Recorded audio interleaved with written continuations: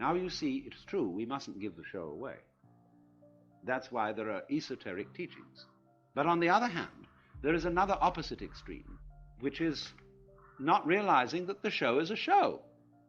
And that's as bad as giving the show away. Say you go to the movies, and you go to see some great horror movie, awful thing. Well, why does one do it? You want a thrill. And the whole of the universe wants a thrill. That's what it's all about. Otherwise it would be boring. But when you go to the movie, you know in your heart of hearts that it's only a movie. And yet you contrive to some degree to forget this while you're there, and therefore get scared and feel real creeps. But that's great. Some people like to go and cry. They go and see some tragedy and just love to weep because it's a catharsis. It gets all the salt out of you or something. I don't know. So you do this thing, and it is, we can say it's vicarious, yeah. But that is the spirit of showmanship, of play. So one might say then that it is possible in this life to attain a sort of metaphysical courage, in which you really know deep within, that the most harrowing experiences that physical existence can offer are a show. Now this is the what you might call ultimate nerve. And for example, when the samurai in Japan studied Zen, that's what they wanted to get from it. They wanted to get ultimate nerve, so that absolutely nothing would faze them. So there is a poem which says, "Under the sword lifted high, there is hell making you tremble. But go ahead, and there is the land of bliss." Don't hesitate. Don't be blocked. Don't be fazed, nonplussed by the illusion. Now you would say, well, that's all very well, but I can't bring myself to that. I start to shake and I can't stop it. It's not to do with my will. And no amount of gritting my teeth, clenching my muscles, exercising my willpower can get rid of the shakes when I am really scared. That's true. But you must remember that the secret to all this is not to be afraid of fear. When you can really allow yourself to be afraid, and you don't resist the experience of fear, you are truly beginning to master fear. But when you refuse to be afraid, you are resisting fear. And that simply sets up a vicious circle of being afraid of fear and being afraid of being afraid of fear, and so on. And that's what we call worry. Worry is simply a chronic condition. And people who worry are going to worry no matter what happens.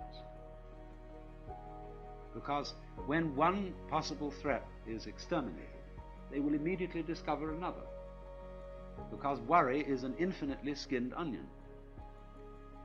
And you can go on and on and on, because the moment you reduce the size of the onion and you get your worry down to about this, suddenly your whole sense of distance and size changes.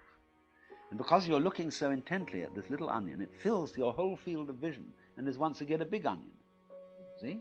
You start peeling that down. But as you get another one about this size, then it enlarges itself in your judgment and your sense of values. And once more, it's colossal. Now that's always going on. So if you are disposed to worry, there is always plenty to worry about.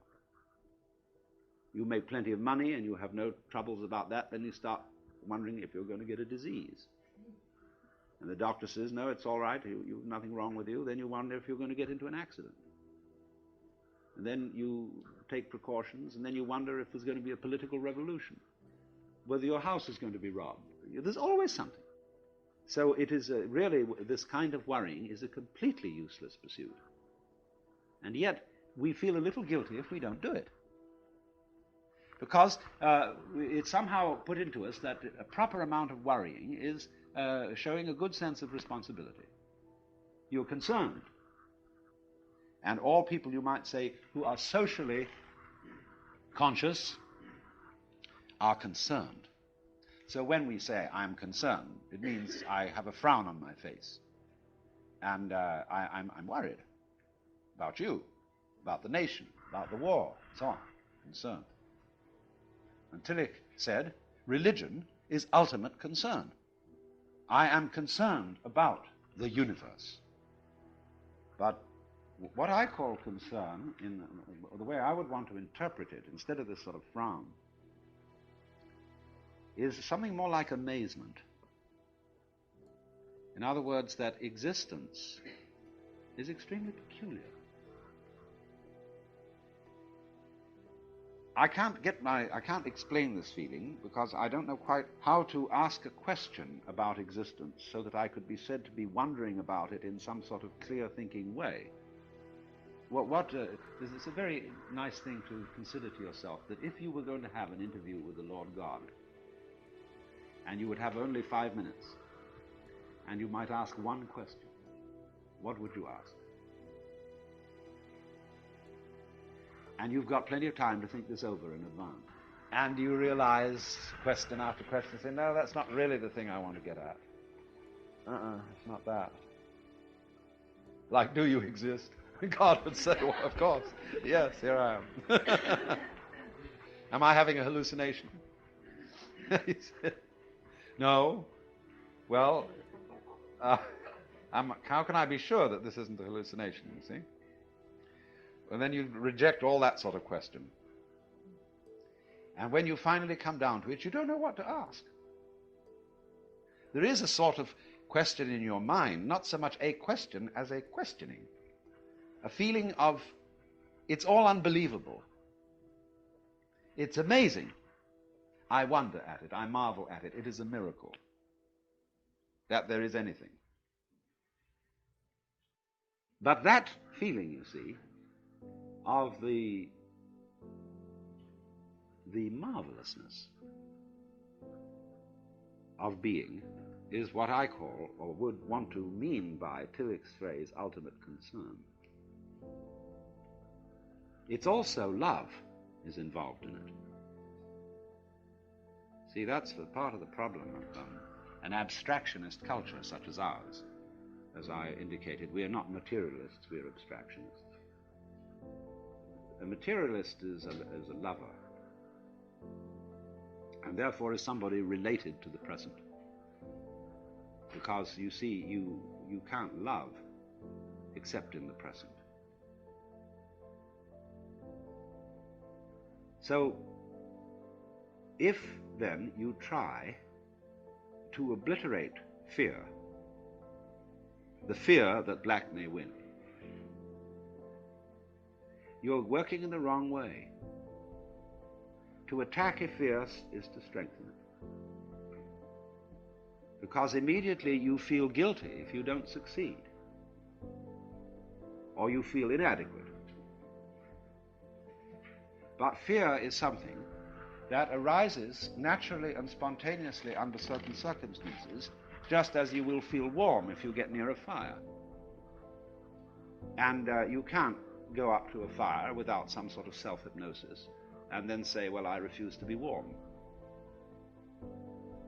There's something a bit weird about that. On the contrary, it is very natural to be afraid. And so if you don't try to knock it down, you don't try to make yourself over into some sort of preconceived idea of what you ought to be, then you're on the track.